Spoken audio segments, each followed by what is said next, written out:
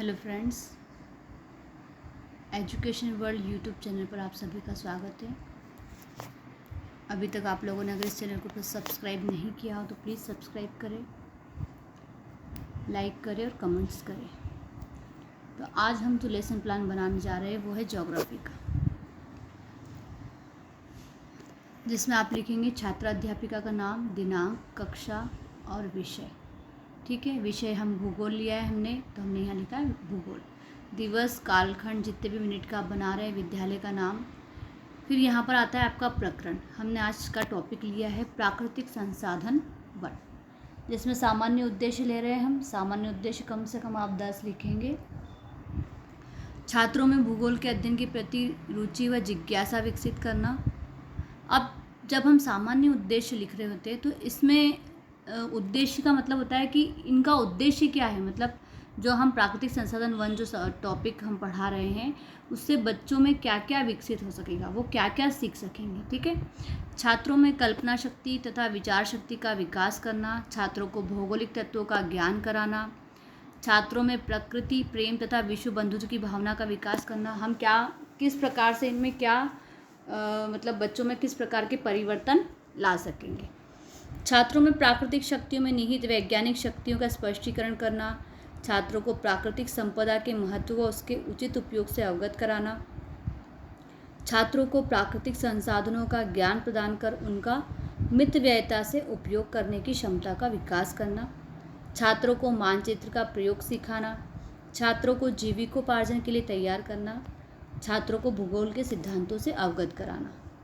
ये थे आपके सामान्य उद्देश्य। अब हम लिखेंगे विशिष्ट उद्देश्य। तो विशिष्ट उद्देश्य भी इसी प्रकार से आप 10 लेंगे। छात्रों को प्राकृतिक वनस्पति वन के प्रकार से अवगत हो सकेंगे। छात्र देश के आर्थिक विकास तथा समृद्धि में वनों के महत्व का ज्ञान कर सकेंगे। छात्र वनों को भविष्य के लिए सुरक्षित रखने हेतु वन संरक्षण कर सकेंगे। छात्र वन क्षेत्र की जानकारी प्राप्त कर सकेंगे। छात्र वन संसाधन की जानकारी प्राप्त कर सकेंगे। छात्र वनों से प्राप्त होने वाली वस्तुओं की सूची बना सकेंगे। छात्र वन वायु प्रदूषण को रोकते हैं, भूमिगत जल स्तर को बढ़ाते हैं, इसका ज्ञान कर सकेंगे। छात्र वनों का भारत में क्षेत्रफल की जानकारी प्राप्त कर सकेंगे। छात्र भारत में वनों के प्रकारों से परिचित हो सकेंगे। छात्र वनों के महत्व को समझ सकेंगे। अब इसमें जो भी हमने शिक्षण सामग्री का उपयोग किया है वो लिखेंगे हम। भारत का मानचित्र, चौक, डस्टर, पॉइंटर, श्यामपट्ट आदि। शिक्षण विधि जो है हमने व्याख्यान विधि ली है यहाँ पर। इसके बाद आती है आपकी समय नियोजन तालिका। इसमें 3 कॉलम बनाएंगे आप, क्रमांक, विषय वस्तु और समय। आपने क्रमांक में 1 2 3 4 5 सीरियल वाइज डालेंगे। विषय वस्तु में आपने जो जो लिख रहे हैं आप यहाँ पर प्रस्तावना, प्रस्तुतिकरण, पुनरावृत्ति प्रश्न, कक्षा कार्य, गृह कार्य और किन चीज़ों को समझाने में आपने कितना समय लिया है वो सब आप यहाँ समय में डालेंगे। अब पूर्व ज्ञान मतलब छात्र इसके बारे में क्या जानकारी रखते हैं, तो छात्र वनों के महत्व की सामान्य जानकारी तो रखते हैं। ठीक है, प्रस्तावना में भी 3 कॉलम बनाएंगे, क्रमांक, छात्र अध्यापिका क्रिया और छात्र क्रिया। तो जीवित रहने के लिए क्या क्या आवश्यक है, सबसे पहले हम कुछ सामान्य प्रश्न पूछेंगे बच्चों से कि वो कितना ज्ञान रखते हैं इसके बारे में। ठीक है, तो बच्चों ने कहा भोजन, पानी, ऑक्सीजन जीवित रहने के लिए आवश्यक है। हमें ऑक्सीजन कहाँ से मिलती है, तो बच्चों के द्वारा आंसर दिया गया कि हमें ऑक्सीजन पेड़ पौधों से मिलती है। अधिकतर पेड़ पौधे कहाँ पाए जाते हैं, तो बच्चों ने आंसर दिया अधिकतर पेड़ पौधे वनों में पाए जाते हैं। इसके बाद है वनों के और क्या क्या लाभ है, तो वनों से हमें CO2 प्राप्त होती है। वनों से आप क्या समझते हैं, अभी यहाँ पर बच्चों ने हमें कोई आंसर नहीं दिया है, तो हम आगे बढ़ते हुए उद्देश्य कथन लिखेंगे। बच्चों, आज हम वनों के प्रकार तथा उनके महत्व का अध्ययन करेंगे। इसके बाद हम प्रस्तुतिकरण लिखेंगे, जिसमें 3 कॉलम बनाए जाएंगे, शिक्षण बिंदु, छात्र अध्यापिका क्रिया और छात्र क्रिया। इसमें हमने पहला पॉइंट लिखा है वन का अर्थ। तो छात्र के द्वारा ये समझाया जा रहा है, छात्र अध्यापिका के द्वारा समझाया जा रहा है कि जब किसी स्थान पर बहुत से पेड़ पौधे उपयुक्त भूमि और वर्षा मिल जाने पर उग जाते हैं तो उस क्षेत्र को वन क्षेत्र कहा जाता है। सबसे अधिक पेड़ पौधे वर्षा ऋतु में उगते हैं। यहाँ पर छात्रों के द्वारा क्रिया हो रही है कि वो ध्यानपूर्वक सुन रहे हैं। अगला पॉइंट हमने लिखा वन से लाभ। तो वन जलवायु को प्रभावित करते हैं, वर्षा को प्रभावित करते हैं, हवा के वेग को कम करते हैं, बाढ़ पर रोक लगाते हैं, आंधी के वेग को कम करते हैं, जिससे भूमि का अपरदन रुकता है और उपजाऊ शक्ति बढ़ती है। वन वायु प्रदूषण को भी रोकते हैं। वनों से लकड़ी, शुद्ध वायु, जड़ी बूटियाँ, लाख, रबड़ आदि प्राप्त होता है। अभी हमने वन का अर्थ और वन के लाभ बताए हैं। तो यहाँ से हमें प्रश्न ले रहे हैं बच्चों से, सबसे अधिक पेड़ पौधे किस ऋतु में उगते हैं? तो बच्चों के द्वारा, उन्होंने ध्यानपूर्वक सुना था, तो बच्चों के द्वारा आंसर दिया गया है सबसे अधिक पेड़ पौधे वर्षा ऋतु में उगते हैं। अब हम बता रहे हैं वनों का वितरण। भारत में वन क्षेत्रों का वितरण समान नहीं है। भारत में अधिकांश वन पहाड़ी वन क्षेत्रों में है, जहाँ यातायात के साधनों का कम विकास हुआ है। मध्य प्रदेश में वन सबसे अधिक है, जबकि उत्तरी मैदान भागों में सबसे कम है।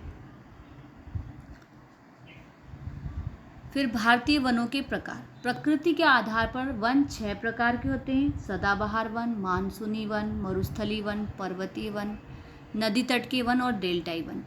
यहाँ पर छात्रों के द्वारा क्रिया हो रही है कि वो ध्यानपूर्वक सुन रहे हैं। या फिर हमने एक प्रश्न निकाला है कि वन कितने प्रकार के होते हैं। छात्रों के द्वारा आंसर दिया गया है कि वन 6 प्रकार के होते हैं। अब हम इन वनों को समझाएंगे। सदाबहार वन। सदाबहार वन उन क्षेत्रों में मिलते हैं जहां वर्षा 200 सेंटीमीटर से अधिक होती है। ये वन पश्चिमी घाट, पश्चिमी तट, असम, नागालैंड, त्रिपुरा, पश्चिमी बंगाल और अंडमान निकोबार द्वीप समूह में मिलते हैं। इसके मुख्य वृक्ष महोगनी, ताड़, बांस, बेत, सिनकोना आदि है। यहाँ पर छात्रों के द्वारा क्रिया हो रही है कि वे ध्यानपूर्वक सुन रहे। अगला वन जो है वो है मानसूनी वन, जिसको हम समझा रहे हैं। मानसूनी वन 100 से 200 सेंटीमीटर वर्षा वाले स्थानों पर मिलते हैं। इनकी लकड़ी बहुत कीमती होती है। साल, सागौन, एबोनी, शीशम, चंदन, सेमल, आम आदि वृक्ष आते हैं। खेर नामक वृक्ष से बीड़ी बनाई जाती है।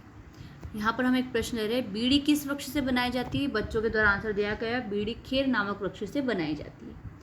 फिर मरुस्थलीय वन आते हैं। तो मरुस्थलीय वन कम वर्षा वाले क्षेत्रों में पाए जाते हैं। मरुस्थलीय वनों में कीकर, बबूल मुख्य वृक्ष है।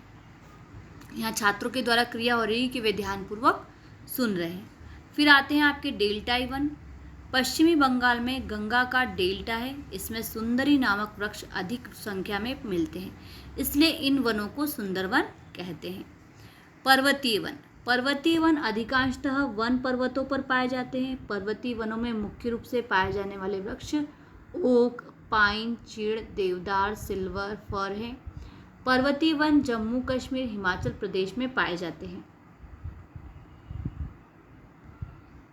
अब आते हैं नदी तट के वन। तो नदी तट के वन नदियों के किनारे पाए जाते हैं। ये बाढ़ग्रस्त क्षेत्रों के आसपास पाए जाते हैं, जैसे इमली, जामुन, शीशम आदि। यहाँ हम बहुत प्रश्न ले रहे हैं, नदी तट के वन कहाँ पाए जाते हैं? बच्चों के द्वारा आंसर दिया गया है, नदी तट के वन नदियों के किनारे पाए जाते हैं। उपसर्गात्मक कथन दिया हमने। बच्चों, आज हमने वनों के प्रकार तथा उनके महत्व का अध्ययन किया। इसके बाद पुनरावृत्ति प्रश्न लेंगे, जिसमें 3 कॉलम बनाए जाएंगे: क्रमांक, छात्र अध्यापिका क्रिया और छात्र क्रिया। यहाँ हम कुछ प्रश्न ले रहे हैं जो भी हमने समझा है उससे रिलेटेड। लकड़ी हमें कहाँ से प्राप्त होती है? बच्चों ने आंसर दिया, लकड़ी हमें वनों से प्राप्त होती है। सबसे अधिक पेड़ पौधे किस ऋतु में पाए जाते हैं? तो सबसे अधिक पेड़ पौधे वर्षा ऋतु में पाए जाते हैं। वन कितने प्रकार के होते हैं? वन 6 प्रकार के होते हैं। नदी तट के वन कहाँ पाए जाते हैं? तो नदी तट के वन नदी के किनारे पाए जाते हैं। मरुस्थलीय स्थानों में वर्षा कैसी होती है? तो मरुस्थलीय स्थानों में वर्षा बहुत ही कम होती है। यहाँ कक्षा कार्य में हमने बच्चों को कुछ प्रश्न दिए। मरुस्थलीय वन किस क्षेत्रों में पाए जाते हैं? पतझड़ वाले वन से क्या अभिप्राय है? भारत में कितने प्रकार के वन पाए जाते हैं? ये हम कुछ 2 क्वेश्चन गृह कार्य में दे रहे हैं और उनकी विशेषताएं बताइए। ठीक है, तो ये था आपका आज का लेसन प्लान ज्योग्राफी का। अगर आपको वीडियो अच्छी लगी तो आप प्लीज़ इस चैनल को लाइक, सब्सक्राइब और कमेंट जरूर करें। और अगली वीडियो अगर आपको लगता है कि किसी सब्जेक्ट पर बनाई जाए तो आप प्लीज़ मुझे कमेंट्स कर बताएं। Thank you.